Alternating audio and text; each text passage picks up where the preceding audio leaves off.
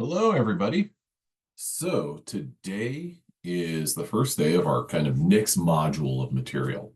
So these next 2 days, I'm going to be providing you with pre-recorded lectures over amino acid structures. And that's because these are molecules that it's almost like a memorization sort of thing. There's a couple of rules that I'm going to go into and guidelines that you should follow to understand what those rules are. And that will help you get a good grasp of this material. Next week we'll be talking about and doing an activity over these. So I'm going to go through this. This is day 1 of amino acid structures. So first of all, when it comes to amino acids, what you really need to know to begin your study of amino acids is you need to get a good understanding of how amino acids are kind of organized. Amino acids are, first and foremost, these are the building blocks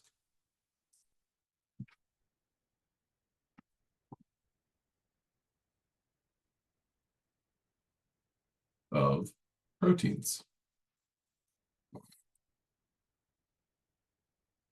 Now, it's possible one of the places that you've become exposed to amino acids is amino acids are, they can be used as dietary supplements.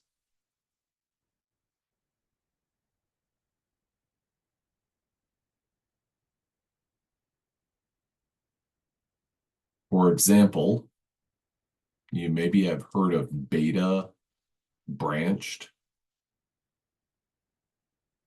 aminos.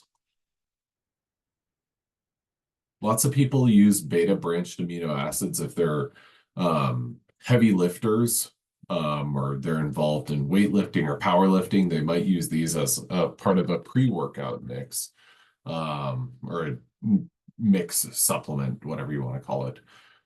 So that's your context for what an amino acid is. We're going to be focusing a little bit more on their role as the building blocks of proteins.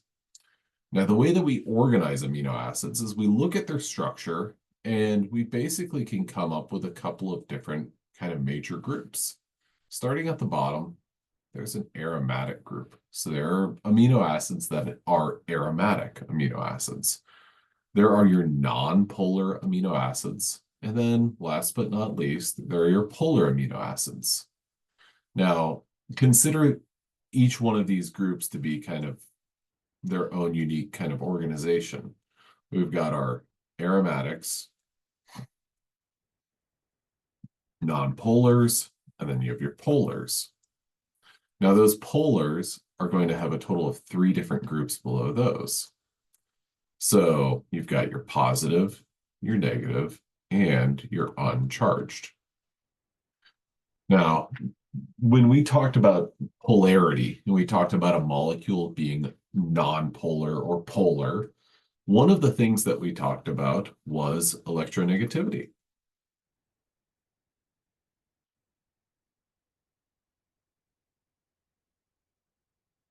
In addition to electronegativity, one of the things that we talked about was symmetry, or lack thereof.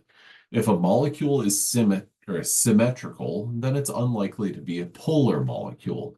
Whereas if in a molecule it is not symmetrical, then it's likely to be a polar molecule. So symmetrical means, you got that game of tug of war where the strengths cancel one another out.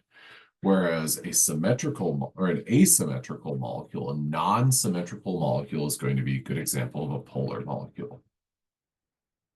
Now let's talk about each one of these individual groups. So your polar amino acids. Well, typically, whenever we talk about a polar molecule, we're going to be talking about a molecule that usually is going to have a charge, or at very least, a lone pair of electrons. So those are the things that structurally you should kind of keep your eyes out for. In addition to that, a polar molecule is typically one that is not symmetrical.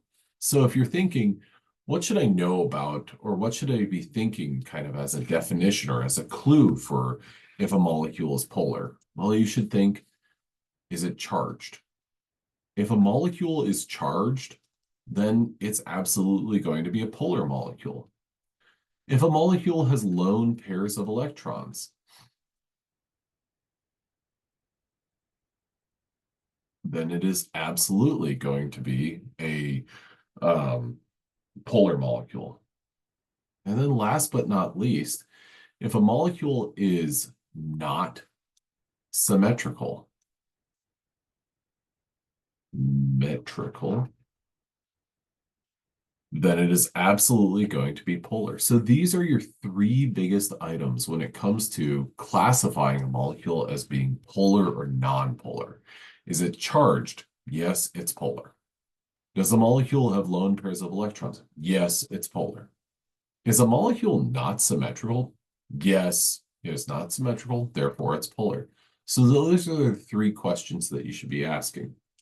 Now, with that in mind, when it comes to classifying amino acids, we come up with ultimately three different groupings. We know them as our positively charged or negatively charged amino acids. Okay, this references back to that first question. Is it charged? Yes. A positive charge and a negative charge are both charges. So that's not, is it positively charged? No, this is a question of, does it have a charge, negative or positive? Okay. The next item is uncharged. Okay, so it's a polar uncharged molecule. Okay, that's a little bit tricky to wrap your mind around because how could something, if our first question was, is the molecule charged, yes or no, then it's polar. But uncharged, well, that's the opposite of charged. That's true. But what that means is that a polar uncharged molecule, what it's going to have is lone pairs of electrons. Now, a molecule with lone pairs of electrons is going to be more than likely a polar molecule.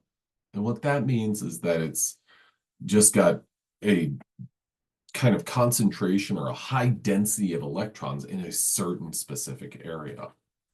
So when it comes to our three big questions about polarity, our three big questions are, is it charged? Does it have lone pairs of electrons? And is it symmetrical? Our three big groups of our polar amino acids are polar positive, polar negative, and polar uncharged, which I'm just going to say 0 and slash through it. So three big questions and three big groups: polar positive, polar negative, polar uncharged. So what that means is that we have some amino acids that are polar. We have some that are polar positive, some that are polar negative, and some that are polar uncharged. And that's what we're going to be investigating today. Now, opposite end of that, well, just as there are polar amino acids, there are non-polar amino acids. A non-polar amino acid is a molecule that has no charge, but also, and this is a big and has no lone pairs of electrons. Okay, so it has no charge, got it. But the big thing here is it has no lone pairs of electrons because we know that a molecule can be polar uncharged. That's a molecule that has no charge. But the difference between non-polar and polar uncharged is a polar uncharged is going to have lone pairs of electrons. Now, a great example of a molecule that is going to be non-polar would be a hydrocarbon. Now, this isn't exactly what an amino acid looks like, but if we look at this right here, say 3 carbons, and then what we've got is nothing but hydrogens around these. H, H, H, H. We have a bunch of carbon-carbon bonds and then a bunch of carbon-hydrogen bonds. What that means is that if this is a force pulling in this direction, well, this is a force pulling in this direction, this is a force pulling in this direction, this is a force pulling in that direction. What's going to happen to those? Well, they're all going to effectively cancel one another out. So this is going to a good example of a non-polar molecule.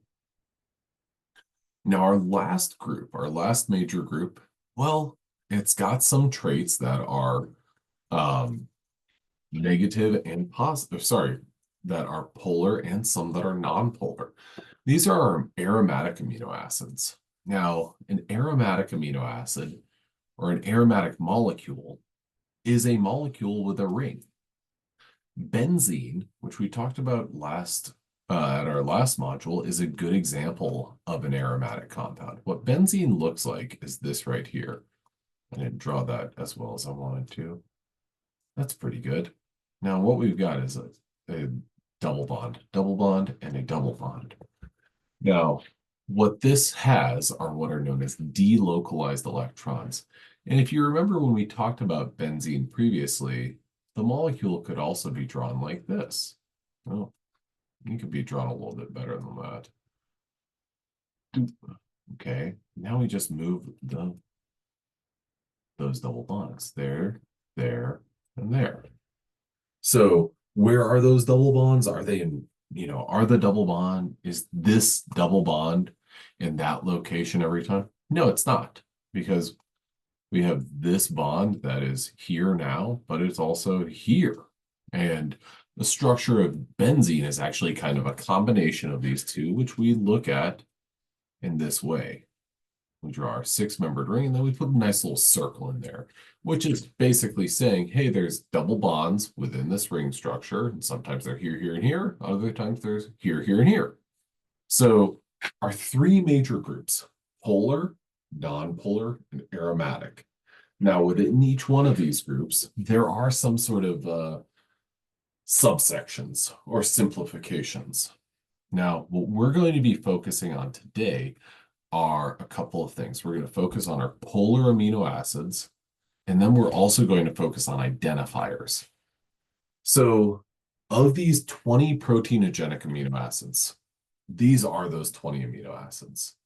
They are aspartic acid, serine, cysteine, leucine, glutamic acid, threonine, proline, isoleucine, lysine, asparagine, valine, tryptophan, histidine, glutamine, glycine, phenylalanine, arginine, tyrosine, alanine, methionine. I want you to know all 20 of these names. Now, this is something that's easier said than done. And typically when people see this name or this list of names, they think, okay, I got to commit them all to memory. I don't think that you should take that approach.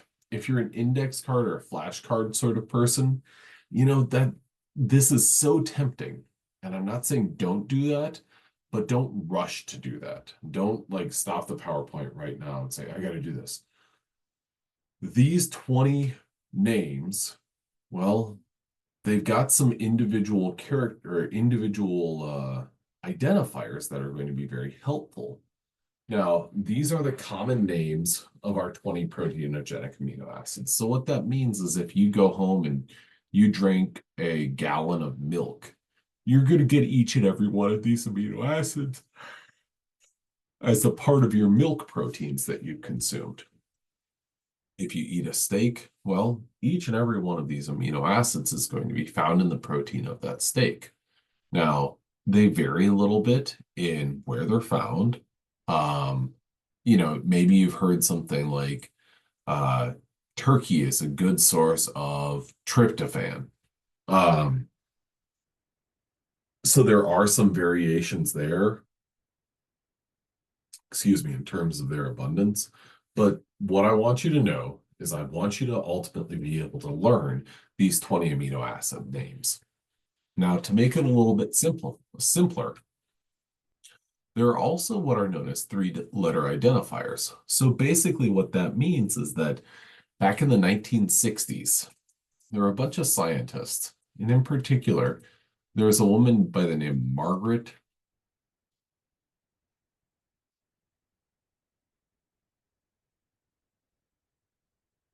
Oakley Dayhoff. And what she did was she was studying proteins and she was basically writing computer programs. This is in the 1950s and 60s. She was writing computer programs that would analyze protein sequences. And, you know, she was doing her work and she was like, okay, so I gotta, whenever I'm listing a protein, like the sequence of a protein, I've got to label this whole thing. I gotta call this aspartic acid, serine, cysteine, putting together the like sequence of the molecule, which was the first amino acid and which is the last amino acid. And she said, doing this on with these full names is really kind of a burden. So she is really instrumental in putting together what are commonly known as our three-letter identifiers. Now, if you look at these three-letter identifiers, many of them, I'm going to go ahead and look at them. Aspartate, that's the first three letters of aspartic acid.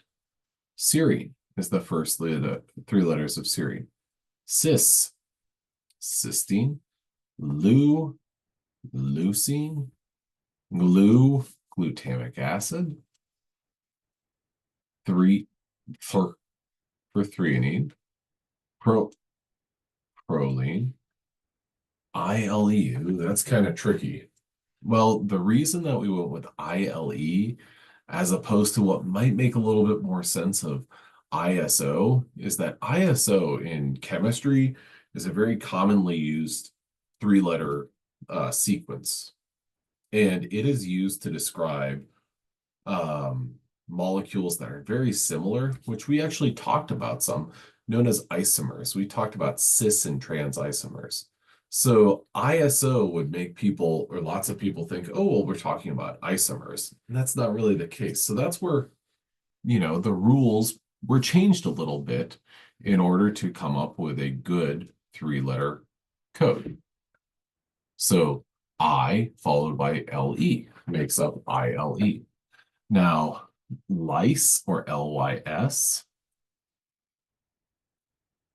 ASN for asparagine. Okay, well, when we look at asparagine after a little bit, what you'll notice is that there's a very important and prominent nitrogen in the structure of asparagine. So I think that it's kind of helpful to think about it as, okay, it's AS with a nitrogen. So ASN. VAL is the first three letters. TYR. Okay, well, TYR versus TRY, I don't know the exact explanation or rationale for that. But I think that it's helpful so that you don't use a word, excuse me, from any one of these codes. HIS for histidine, GLN for glutamine. Okay, well, glutamine and asparagine are very similar to one another. So the similarities is that the structures are basically the same, but they both have a nitrogen. Now, asparagine and glutamine, they are different from one another a little bit, but not in a dramatic way. Now, glutamine gets GLN. Our next amino acid, glycine or GLY, is an amino acid that we've got the first three letters for it. Phe for phenylalanine. Arginine, which is what everyone loves to say is a pirate's favorite amino acid. ARG. TYR. Tyrosine. Oh, you know what? I made a mistake right here. Tryptophan is not TYR, but instead it is TRP. Tyrosine, TYR, ALA for alanine, MET, methionine.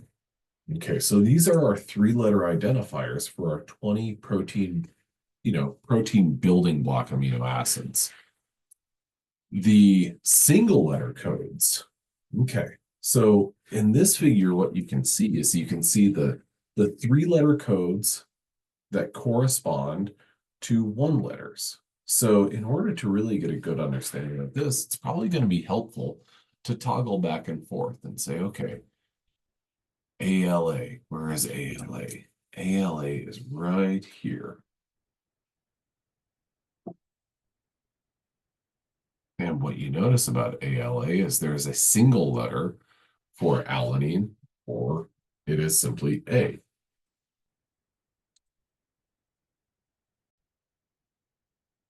So it's helpful to toggle back and forth. ALA for alanine, the single letter code for alanine is A. Now, if you go through this list, what you'll notice is that many single letter codes are, in many cases, the first letter of the three-letter code is the single letter. But as you can see right here, when we get to D, we have aspartic acid, or ASP, which we got that ASP from right here. So let's just go through and look at what are the amino acids where the single letter is the first letter of the molecule name. Now, we've got gly with G, phe, PHE is F, GLU is E. Those don't count. His, or histidine, is H. ILE, I is the first letter. There's no J. K is LYS, or LYS for lysine is K. Leucine, or LEU, is L. Methionine is MET, which MET corresponds to single letter code M. We continue on and we get proline as a capital P, then serine is S, and threonine is T. Valine is V. That's the last of our amino acids where the single letter and single letter and the first letter of the molecule do not, or they do align. So the way that I always like to approach this sort of material is I like to say, okay, there's 20 amino acids. There's 26 letters in the English alphabet. 6 of those letters are not going to count or count towards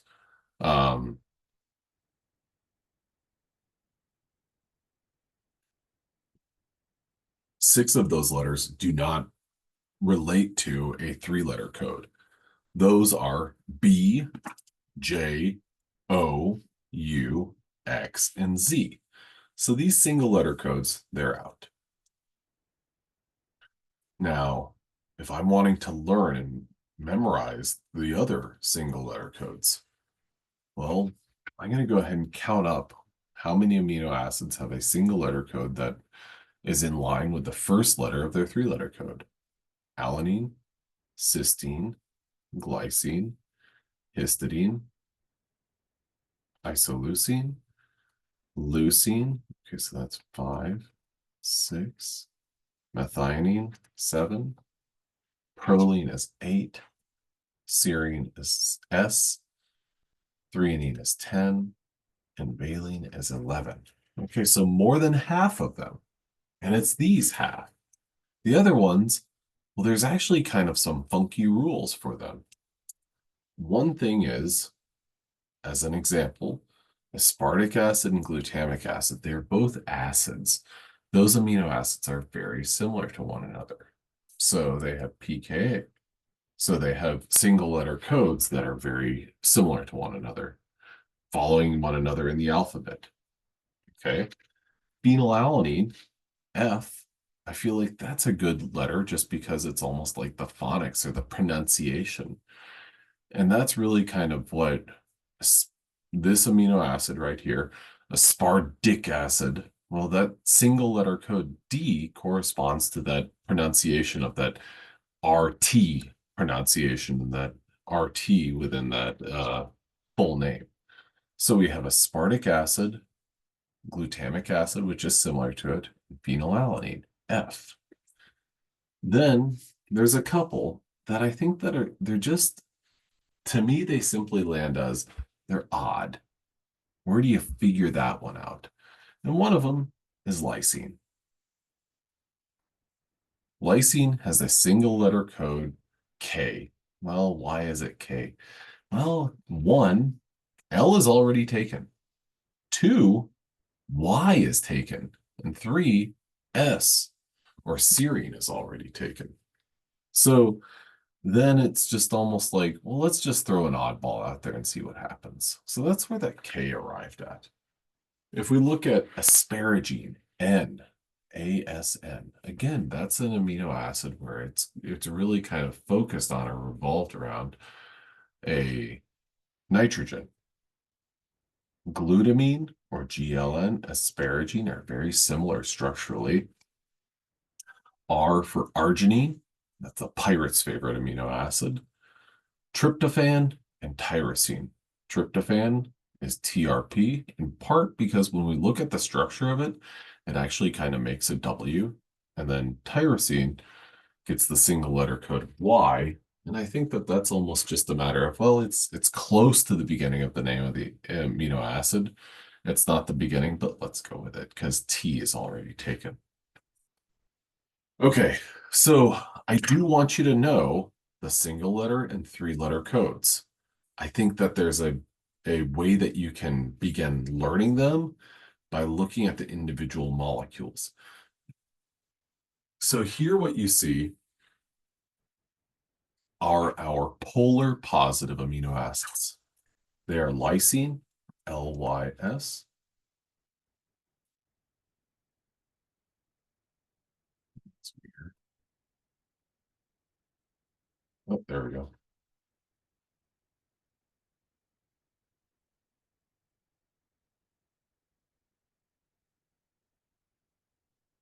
Lysine is LYS with a single letter code of K. Histidine is HIS, with H being the single letter code.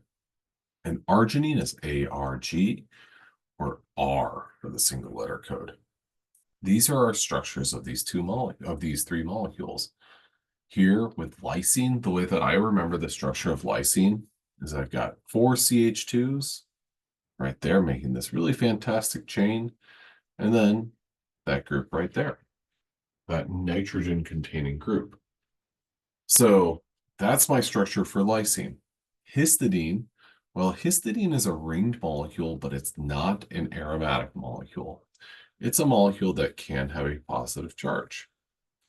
Last but not least is arginine. I always like to separate arginine and lysine from one another because if I don't, I immediately look at them and process them as basically the same molecules. Now, they are not the same. They have some differences between them, but they also have some similarities. They both have a little bit of a hydrocarbon tail. But then arginine has this kind of funky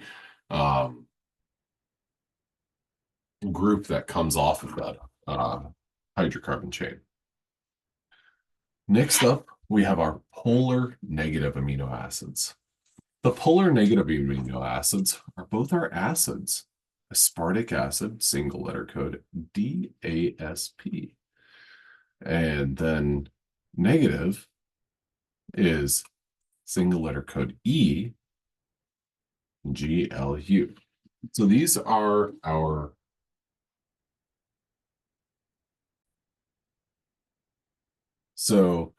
these structures are very similar to one another. The difference being, well, aspartic acid is a chain that is 2 carbons long, whereas glutamic acid is a chain that's 3 carbons long. But one of the things that I want you to notice, thinking about organic chemistry and functional groups, they both have a carboxylic acid, which if we look at the rest of our molecule, we've got an amine and a carboxylic acid. Wait a minute, an amine and an acid? Maybe an amino acid? Absolutely, that's where it's coming from. Now, our last group of molecules are our polar uncharged amino acids. One of them that I want to highlight right off the beginning is this guy right here, tyrosine. tyrosine, in addition to being a polar uncharged amino acid, it's also one of our aromatic residues because if you look closely, here's a double bond, here's a double bond, and then here's a last double bond. So we have a total of 3 double bonds there and within that ring, much like benzene. So those double bonds, they kind of jump around a little bit. Now, our polar uncharged amino acids, we've got serine, single letter code of S, oh, with SER as our 3-letter code. Threonine is T with THR as our 3-letter code. One thing that I want you to notice about both of these is they both have a hydroxyl group. Our last amino acid that also has a hydroxyl group is tyrosine. Tyrosine is that 6-membered ring. It holds out that hydroxyl group. And it is a polar residue because of the fact that it's got those lone pairs of electrons. Now, after that, we've got asparagine, glutamine, and cysteine. All these different amino acids have some different levels of functionality in terms of what they're involved in. They're polar residues, so what they like to do is interact with polar environments. Now, those are, well, let's see. Let's add all this up. Here's 3 amino acids. 2 more. 6 more. So 3 plus 2 plus 6, it's 11. Okay, so we've got 11 amino acids of our total of 20. Now, with that in mind, I want you to know the full names. I want you to know the 3-letter codes. I want you to know the 1-letter codes. And I want you to do that based on picking out the structure. Now, with that in mind, I'm going to narrow your scope a little bit. And rather than just saying, well, I can give you any amino acid structure, I'm going to focus primarily on these positive amino acids and these negative amino acids, because these 2 different groups are the ones that are pretty frequently involved in lots of important interactions within proteins. Okay, so this is day 1 of amino acids. I want you to learn these structures. I want you to know the single letter codes and the 3-letter codes for identifying them. So this lecture was intended to be a little bit short, and it's one that's asynchronous because what I want you to do is really hammer these down. So just to be clear, I want you to know all of these structures that we've looked at today. The biggest point, though, is if you're going to prioritize learning these, prioritize this group, and then once you've done those 2 and you feel very comfortable about those, go on to this last group here. Now, the great thing about this last group are polar uncharged amino acids. Well, what we've got are, you can use a couple of kind of general rules of thumb.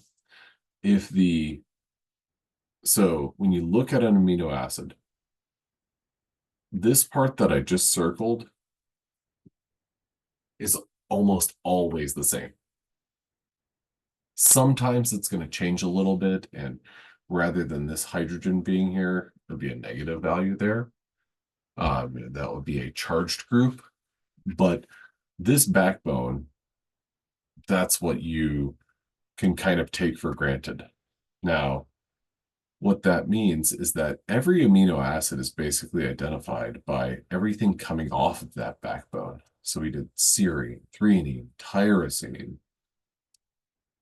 Well, one thing that I notice about all 3 of those is they all have a hydroxyl group.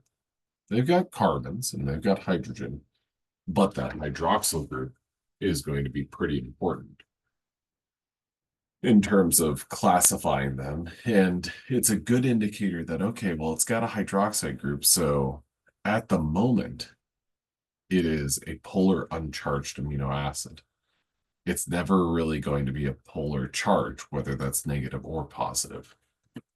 Now, over here, what I want you to notice, and I'm going to scribble this out.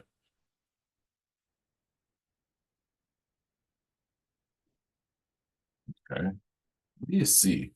Well, if we start at the top of asparagine, we've got NH2.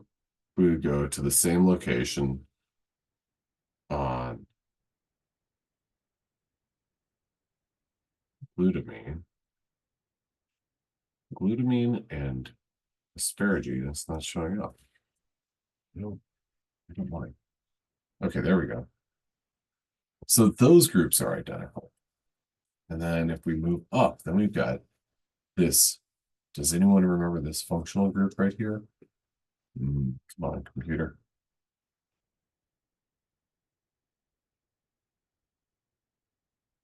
That carbonyl, or sorry, that carbon is a carbonyl carbon. Then in the case of glutamine, we've got 2 CH2s, whereas asparagine, there's only 1 CH2. So I always like to think about asparagine and glutamine. Just, it's kind of silly and folksy, but I say that they're siblings. Glutamine is just a little bit taller than asparagine. Okay.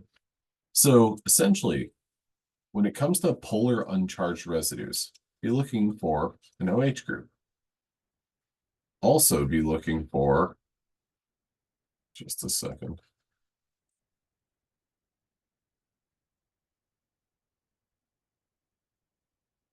That right there.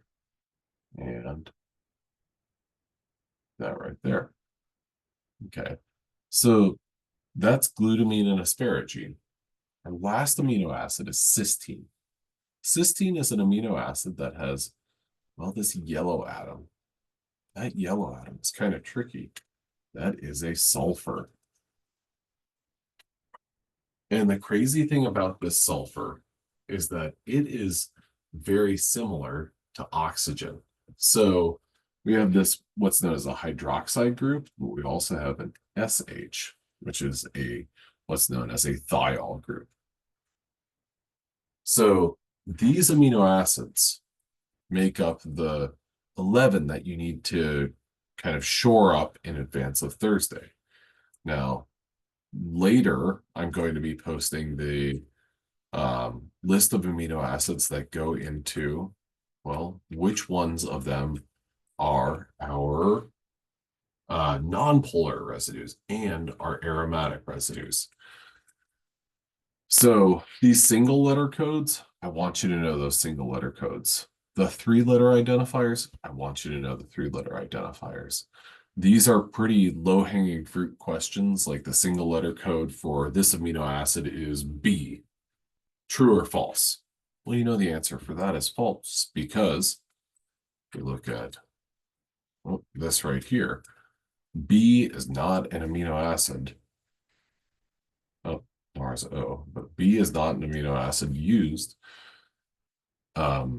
or sorry, a single letter code used for identifying an amino acid.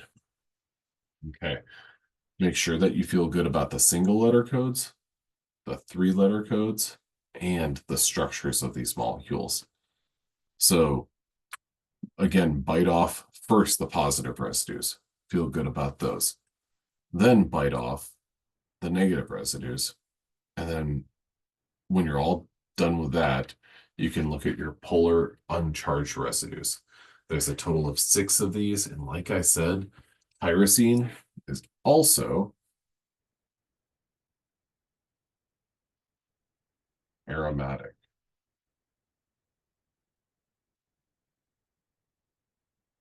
Okay. Well, that'll about wrap it up for part 1 of amino acids. There will be another video posted getting into, well, other information about amino acids and other examples of amino acid structures. I hope this is helpful, and I hope you have a good one.